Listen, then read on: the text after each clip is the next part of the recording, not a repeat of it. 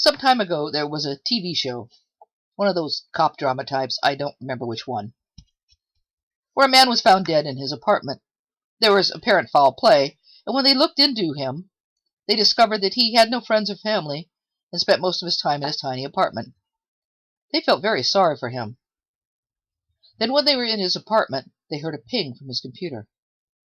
Checking the computer, they discovered that there were people looking for him, concerned about him, because they hadn't heard from him. A lot of people. They came to realize that he had a lot of friends. They were just online. I forget many of the details of the show, and may have gotten some of the things I've said slightly incorrect. But I remember how warmly and sadly his online friends talked about him, how wonderful he was, and how he'd helped them through some very difficult times, how he was always there for them when they needed him. In the show, they ended up having an online wake for him. It was moving. Yes, I know, it was only a TV show. But it demonstrated how the bonds of friendship and the sense of community are somewhat different in the 21st century. I say somewhat because students of history or literature or science, as well as other disciplines, are aware of the voluminous correspondence that was carried out in the past. One day I'll learn to pronounce that word. Anyway, the good old snail mail. And not too far in the past, the snails were much slower. They've evolved since then. Well, it sufficed quite nicely. You could even view several correspondences online. I will give a link to Darwin's correspondence. All the creationists who work so hard to diss Darwin by questioning his character have clearly never read his correspondence.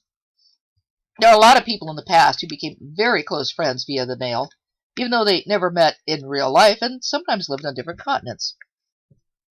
And believe me, this goes back into antiquity. One of the most interesting relationships to me is that between H.P. Lovecraft and Robert E. Howard. I think of them as unlikely friends.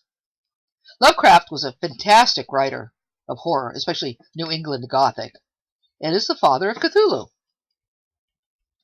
Howard was the author of the Conan the Barbarian books. He became part of the Lovecraft Circle, a group of writers and friends, all linked via the immense correspondence of H.P. Lovecraft, who made it a point to introduce his many like-minded friends to one another and encourage them to share stories, utilize each other's invented fictional trappings, and help each other succeed in the pulp field. In the interest of fair disclosure, I borrowed that last line from Wikipedia. The wonderful poet Emily Dickinson was a prolific letter writer, something she enjoyed very much.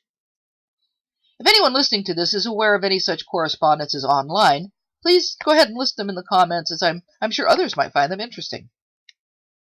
Long-distance friendships are nothing new. Entire communities were formed in the past via mail. Communities that had common interests, from science to history to theology to pretty much everything.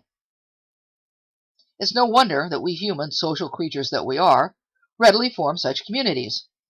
YouTube is simply another, newer vehicle by which we form communities. There are a number of communities on YouTube, and people often belong to more than one. For instance, there are gamers who are skeptics, and there are Christians that are gamers, and there are Christians who are skeptics.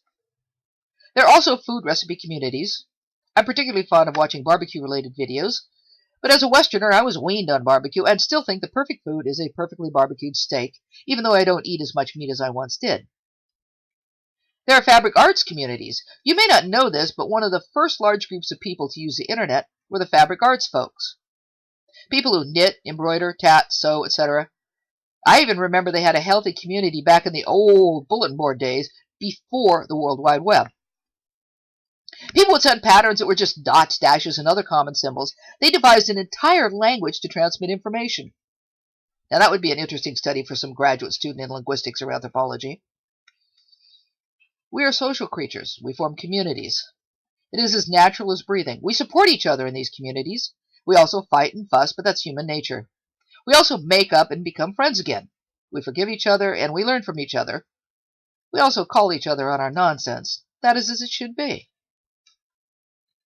There are vulnerable members in our communities. Not that we all aren't vulnerable in some ways, but some of our friends are more vulnerable. We have people who have difficulty dealing with the real world. Some because of physical and/or mental disabilities. Some because they are isolated in their communities. some because they fight addictive disorders, some because they are estranged from their families, and some for other reasons, including poverty. All find a home of sorts here on the internet, and specifically here I'm referring to YouTube. There are a number of people out there who have anxiety disorders that make it hard or impossible for them to leave their homes. Here they can talk to people from all around the world. Here they can engage in discourse with people of all kinds, people that they might never meet or even like if they met them in the outside world. Of course, the same goes for people who don't have anxiety disorders. We all have these marvelous conversations going on all around us, and some of those conversations we engage in. Some we just enjoy listening to. And I have seen people on YouTube ask for help, sometimes simply for someone to talk to.